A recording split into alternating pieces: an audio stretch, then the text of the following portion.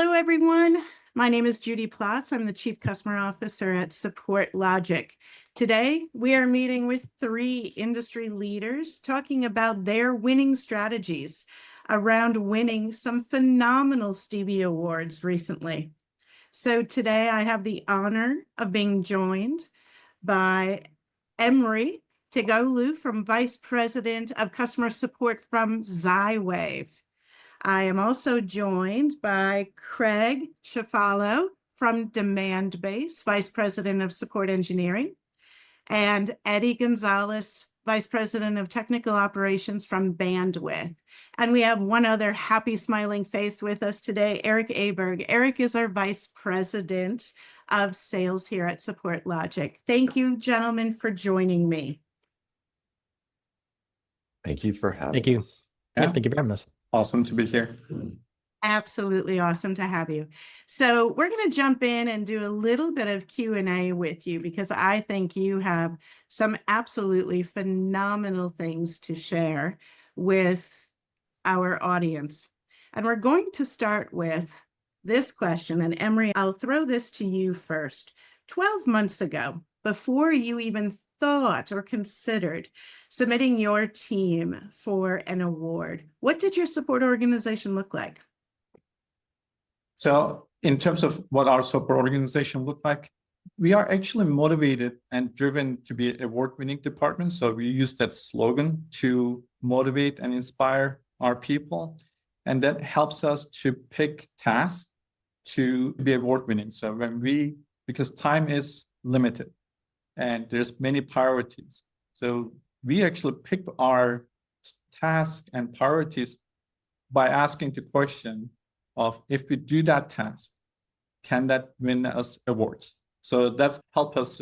12 months ago, we asked that question: what are the things we need to do to be an award-winning department? So that's our insight into be an award-winning department. So that's what got us started 12 months ago. Okay. Craig, same question to you. And what made you want to submit for a Stevie? Very similar to what Emre was just mentioning. We have a really strong team. We had just come off of a big migration to Salesforce Service Cloud, and we felt like that put us in a good position from having a solid technical foundation.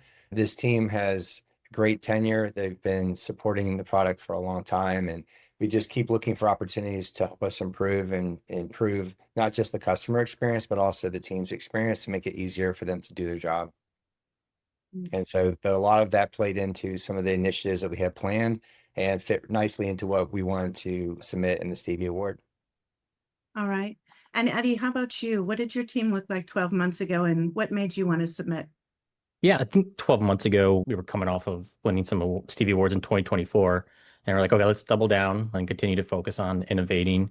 People are known for just great support and just really being obsessed about the support experience, getting our customers in good spots.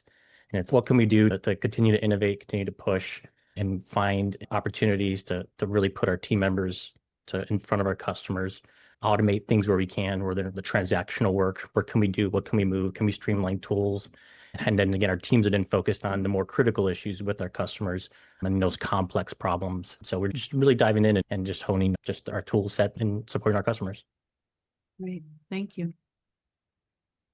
And as you speak about the tools, each of your organizations, Zywave, Demandbase, Bandwidth, you each have your own technology stack. You each use technology in your own unique ways. I'm curious, how do you balance automation and AI with human interaction within your own support teams? And really, what's the decision-making process behind that as well? I can tackle that first if you like. We see AI as an assistant, helps us. Obviously, there are opportunities where AI can complete a task for you and maybe deflect a case from a customer. But primarily, we look at it today as something that if we have a task that we do repeatedly, if there's a way for us to shave some time off of that task, and you figure across the entire team over the course of a year, it's a lot of time savings. We definitely look at summaries, helping, especially if you have a case that's transitioning to a new teammate. It's very nice to be able to get a recap of what's going on. And of course, we use SupportLogic, which when you have a large team, large number of cases, having it surface issues that could potentially be a problem, or also surfacing things that are going really well for us. And that helps us because there are so many moving parts. And I feel like as far as the AI vision, there's so much more that we want to do and we are planning to do. But I feel like we had the foundation in place. We've adopted a lot of the Salesforce AI capabilities, and we're going to continue to expand on that.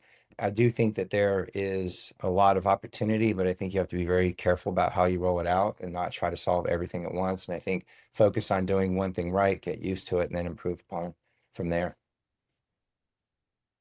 Eric, I will add to that question. It's such a great question. I want leaders to think about AI is not the only tool they could leverage.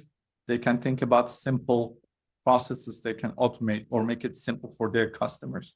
So the questions leaders should ask themselves is, what are the type of tasks that are repeatedly over and over from a customer point of view, such as case creation? Like if you make case creation easy, leveraging a technology, that's a win.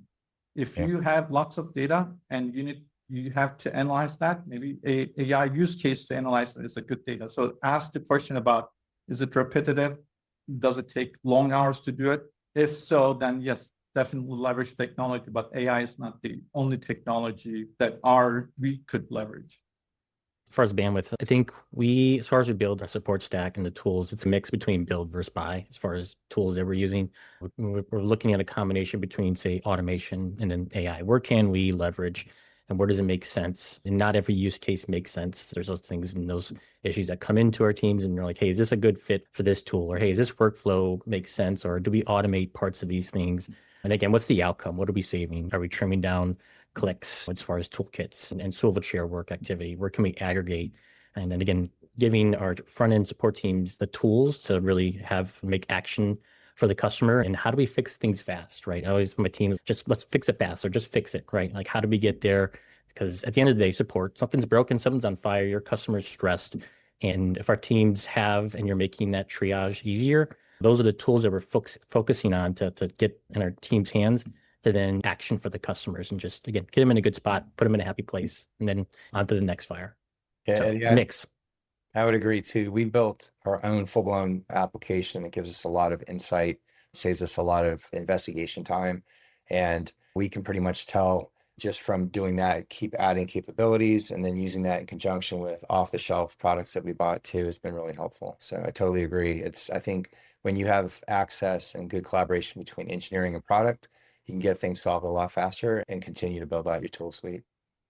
Yeah, it's definitely it's a partnership, right? Because as your product and your teams are focused on delivering stuff to market, and then you think about support, and then what is the underlying toolkit to get your customers in a good spot, and then you're competing for resources, and what can you streamline when you're partnering with your product and dev teams to say, hey, here's this, and can I get access to that? And it turns into a really good partnership instead of, oh man, like it's a drag on my go-to-market or it's a drag on my delivery date to enhance some of these functionalities to support my different workflows.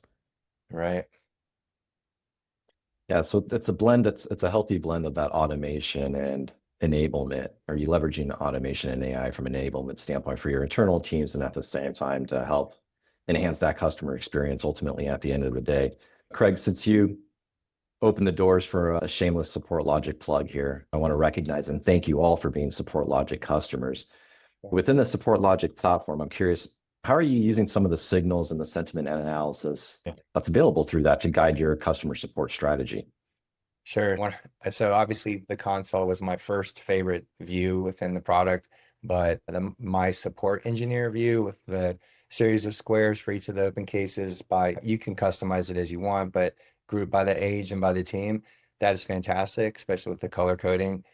Again, we're all moving very quickly, and being able to just hover over, see a case and be able to add internal notes to the case itself or just for the team within the console is fantastic. And then something else that I find really powerful, if you are made aware of a situation that you want to get ahead of, or if you have been contacted, and we work very closely with our customer success teams, if there's a situation we need to look at, what I find very helpful and so much easier than a lot of products that I've worked with is the insights view for an account. It's so nice to be able to see currently open cases, previously closed, the product areas maybe that they've been working with when they open up cases. It's very powerful. There's a lot more to it than that. And then the final thing is the escalation board. We spend a lot of time reviewing likely to escalate issues. I will touch base on another feature that we use. It enables us to be more proactive, is the alerts. So there's many trigger points for you to set up by customer, by sentiment, and then we customize what type of data it should show up on those email notifications and who should receive it internally. So I often get requests from our internal people like CSMs, AEs, hey, can you add me to the alerts? If this customer, because maybe we have a renewal deal, we need to pay closer attention to that. So they get alerts that way. And I told in this quarter, one of our goals as a support organization is we want to be seen as a strategic department. And that's a tool that gets us closer to be on the same field to work with other departments. So that's how we also leverage the tool. Yeah, alerts are very powerful. And you're right, too. There's nothing worse than having an issue come up and then you want to keep an eye on it and not have an easy way to monitor if that customer opens up a new issue. And with the alerting feature, it's fantastic. Yeah, I think we're using sentiment alerting with our organizations is the combination between, I would say, within my support, team leads, managers, right? It's like their smoke detector, something's bad's happening. Let's go look. Let's go see what's happening. There's action. There's a call to action here. Our customer success organization really have adapted SupportLogic and the sentiment in a way where as they look at their book of business and the different accounts that they're managing. And then from there, if something is stuck in the machine, right, that customer success team comes in and just provides air cover and then touches base with that manager, that team. Hey, what's going on here? Is there a product issue? Is there a bug? And really gives us the ability to get ahead of some of those problems when you're looking at a needle within a stack of needles, within a stack of haystacks, and just where is that problem, especially when you think about tickets and ticket volume. And again, where do you spend your attention? Where do you focus? Where your team spend a lot of energy at? And again, dialing in and saying, hey, this case is going sideways, or hey, it's not moving fast enough, or there's some confusion.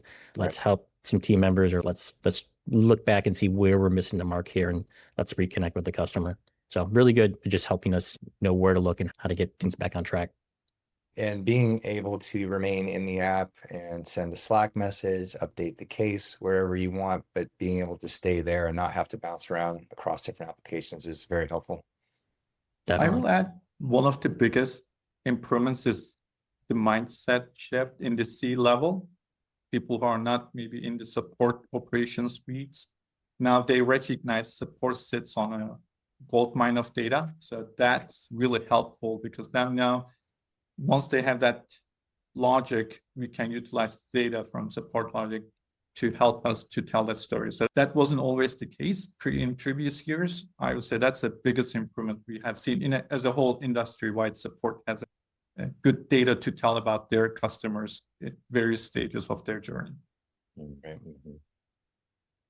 Those are great answers. Now I'm going to give you a challenge question. Without using the letters AI, what is a trend that you're watching in the support industry right now and keeping your eye on it because you think, besides, of course, AI, it's going to change the future of support? Emre, what's one of those top things you're watching? Actually, I'm keep an eye on our talent development in support organizations. As we talked about, case resolution is really important. When customers call, they really want cases resolved. In order to deliver that, you need experienced people. So the challenge is, how do we keep our people to want to stay in support? And they want to stay in support and do a meaningful job versus they are leaving support for a different opportunity. So that's on my mind. It's challenging. There's many levers to that to keep employees engaged.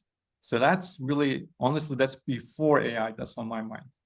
And I use the word AI, but I'm not thinking about AI. I'm thinking about people first. It's okay. It's perfect. And it's a great answer. We have the biggest challenge in front of us as leaders right now with our workforce because AI, I'll say it, is changing everything about all of our lives, right? And we have to take our engineers on that journey with us, but we have to be ahead of the curve when it comes to the skills to help train them for their job 3 months, 6 months, 9 months from now. So glad you're looking at the workforce. I expect nothing different from you, Emre. I know how much it matters to you. How about you, Craig? So to add on to that, of course, I mentioned it before about this team. It's a phenomenal team. The way they work together, the way they work with our customers. We get so many compliments from our customers, but it's without saying the word. I look at it today, you and I can ask what the weather is. We can ask what time it is, and it's giving us that assistance. And I strongly believe that we can take the data that we are seeing. We sit on a gold mine of data, as we just heard, but taking that data and figuring out ways to work with product and engineering to make it so obvious that a customer doesn't have to engage with us. And so I think that's just from a data component. But then again, there are a lot of tools out there to help us mine that data and find the insight that we need. But then two, using those tools to help the teams so that they really can focus on complex issues. I firmly believe that we should help the customer get the answers that they need without having to engage with us. They have a job to do. They're trying to get value from our products.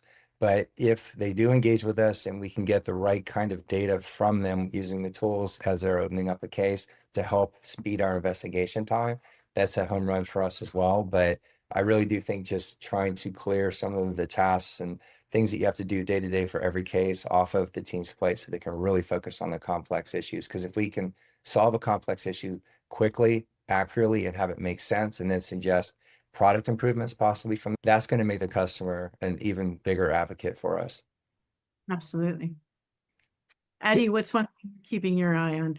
Yeah, I think a big one that I'm seeing repeatedly is insights and analytics just in your product, right? And then how your customers, they want that information. They want to know how they're using it, how are they leveraging it, where are their friction points at, where and how can they self-serve themselves better. I think the idea of one having to talk to your support when they do, there's some already frustrations, but I think we see repeatedly a lot is just, hey, I want more of my information. I want to be able to look at it. I want to be able to action on it. I want to build flows into it. I want to know and trend on it. Just an obsession of what's happening here and how they're consuming your solution. And then from there, just again, building some complex workflows, but just insights and analytics is a big one I see as far as products and things in the support space and their customers are looking for. Okay. Very good. I'm sure if the audience has ideas too, hopefully they'll throw them into the Q&A section here for us. But I'm going to flip back to you and to your awards. Winning a Stevie is a huge award, and we all know a Stevie comes with a high bar is set. There are awards you can pay for them, you know the ones that they are, but Stevies aren't like that. So I want to hear, how did your teams react and how did you celebrate these wins with them? So Eddie, I want to go to you first on this one. Like, you got the announcement. Tell me about it. Yeah, we'll celebrate. We won last year. We did a huge gathering, a huge get together. We brought all the sport teams in and really just celebrated everybody. And just, again, a lot of excitement. At the end of the day, this is the teams, this is them living and leaning forward and helping drive that experience. And, but yeah, just go to partying and hey, let's all get together, eat some food and just have good times and just celebrate the teams and them. It's them. I'm always stressing, hey, you guys are there. You guys are helping live that experience, drive the experience. This is all of us. For sure. Craig, what did you do? How did your team react? That's great too, Eddie. I second what he just said, that was their award. They earned it. They're the ones that made it happen. But this was our third Stevie. We've won a bronze and then 2 silvers. We, at our all hands meeting, entire companies there, of course, CEO mentioned that we had won the award. We have internal Slack channels where we shared that. And we have a Wednesday huddle where we brought it up and celebrated it that way. And then we did a podcast too, where we mentioned that and got to talk a little bit more about that. Awesome. Cool. And Emre, you were walking with some heavy metal when you won your Stevies. Tell me what happened. Tell me about the team's reaction, because you did go from the bronze, silver to gold. It was progression for us. Yeah. So we started with the bronze, then moved on to silver. And this year we won our first gold in the transformation in customer service category, which meant a lot because you get to tell your story and how you transform the business. In terms of celebration, it's similar. Obviously, we got shout outs in our internal publications, but we also did an external publication on the awards we have won. All hands company meetings, recognize support, which is always great. And what we're going to do actually next is we are gathering our support leadership and in person. So we're going to talk about this, celebrate, and think about next 12 months, what do we need to do to get another goal? And then we do a summer event. So we will celebrate that moment with the entire support organization. And actually in New York City, they changed it up this year to host the gala event in New York City. So I went there. So that was part of the celebration and gave a quick 30-second speech on importance of this. So that's another way we celebrated that moment. It's fantastic. Great. Yeah. I think this is one tool that we have in our arsenal, right? To celebrate the teams and to support the teams and to boost our morale. And winning awards like this and celebrating them, there can't be enough said for being able to do that. So I'm gonna ask you each one last question. For others on the phone or in the webinar with us, they're looking to replicate what you did. They want your success. Tell me one or two pieces of advice that you would give to customer support leaders aiming to have your success. What would you tell them to do? And Craig, I'll go first with you this time. Okay. Yeah, so definitely having the right talent, having the right team is key. You can have all the tools in the world, but if you don't have the right team, make sure that you have a really good process for growing their education, career opportunities, and then make sure that you have the right tools. There are off-the-shelf tools, there may be tools that you need to build, but I think Eddie and I talked about it a little bit too, but you have to have that really strong partnership with product and engineering because we are customer facing. We see so many things, and being able to have a very fluid conversation with them anytime we need, be able to raise issues and help make improvements to the product along the way if we need to, and is ultimately going to serve our customers well. Eddie, how about you? One or two pieces of advice for somebody who wants to sit in your chair next year. Yeah, people, right? Getting the right people. These are the team members that are interacting with your customers and really helping them when they are under the gun, right? Things are happening, they are stressed and they're facing rough situations in the support experience. So just the right people with the right mindset to really help and just wanting to serve, wanting to support is a good focus. And then I think as far as the other side of things, tools are just critical. And again, just giving your teams the space and bandwidth to really focus and just let them be themselves and support the customer in the best way. And then again, just what can we do to support them and leverage that information so that they can fix whatever's broken as fast as possible. I think those are two critical components to then just focusing on the customer experience. That'll get you the awards, right? Put your customer hat on constantly. What would I be frustrated with this? Is this an agreeable workflow? I think again, just obsess about your customer experience. Absolutely.